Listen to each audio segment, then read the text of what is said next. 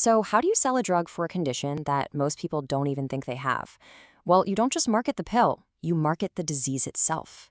Today, we're diving into the absolutely fascinating story of how PTSD was completely remade in the public's mind, all as part of a brilliant and maybe a little scary marketing campaign for one drug, Zoloft. All right, here's how we're going to break this down. First, we'll look at what PTSD used to be, a pretty niche diagnosis. Then we'll see Pfizer's new mission take shape. After that, we'll see how they built this incredible PR machine, unleashed a massive media blitz, and finally, we'll look at the result, and, spoiler alert, it's in the billions.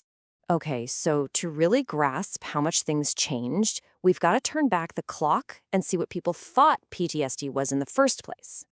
So back in 1980, when PTSD officially got its name in a psychiatric handbook, it was really a diagnosis for the absolute extremes. We're talking combat veterans, victims of really violent crimes. It was seen as this rare, very severe condition that was tied to these huge, life-threatening events. Now, if you're a drug company, that's what you call a very, very small market. And that limited definition? Well, that was a big problem for Pfizer. They had a drug, Zoloft, and they needed a much, much bigger audience to sell it to.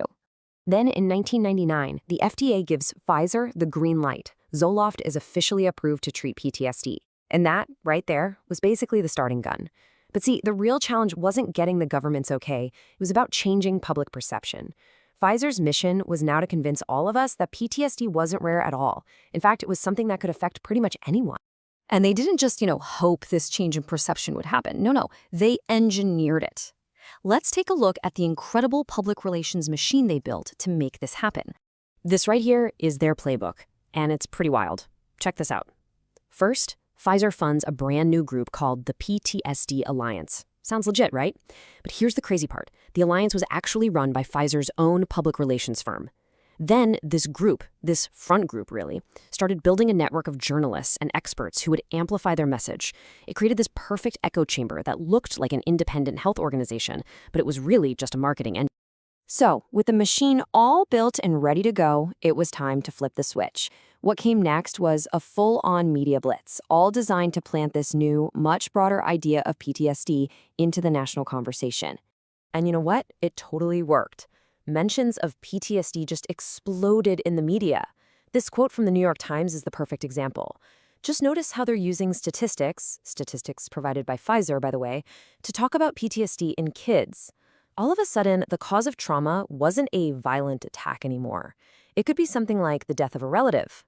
The very definition of trauma was expanding right before our eyes.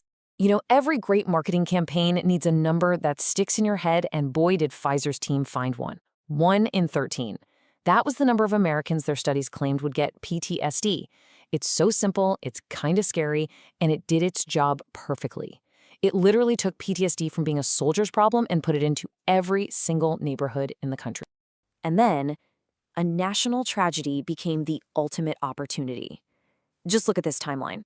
September 11th, the attacks happen. Just 2 weeks later, 2 weeks, the PTSD Alliance is out there with a message. Hey, you don't even have to be a direct victim. Just witnessing these events on TV could give you PTSD. And then by October, Pfizer jacked up its Zoloft ad spending by 25%, pumping millions into a country that was already gripped by fear and anxiety. So, after all that, after completely reshaping a disease, building this whole influence network, launching a media blitz, did it actually work? Did it pay off for Pfizer? Oh yeah, the numbers on this slide really say it all. It was an absolutely massive success. Annual sales for Zoloft shot past $2.3 billion. Let that sink in for a second. Pfizer didn't just sell a pill. They successfully sold an entire idea, a brand new, much, much bigger definition of the disease their pill was supposed to treat.